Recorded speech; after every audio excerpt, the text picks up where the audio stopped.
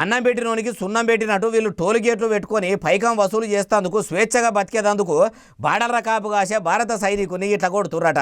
ఉత్తా కూడా కాదు, గుత్పకట్టెలు అందుకొని రాళ్ళు అందుకొని కొట్టిరట.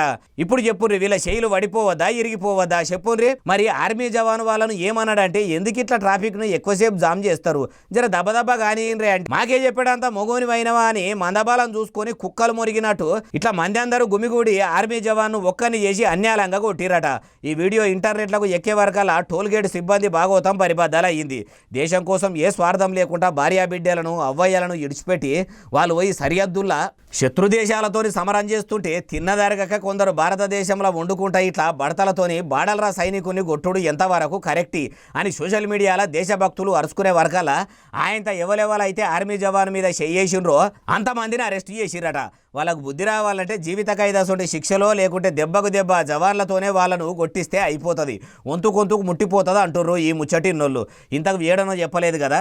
దేశం కోసం ధర్మం కోసం దేవులాడుతున్నామని చెప్పుకునే ముఖ్యమంత్రి యోగి ఆదిత్యనాథ్ సారు సీఎంగిరి ఎలుగబెడుతున్న ఉత్తరప్రదేశ్ రాష్ట్రంలో ఉన్న మిరట్ టోల్ గేట్ కాడ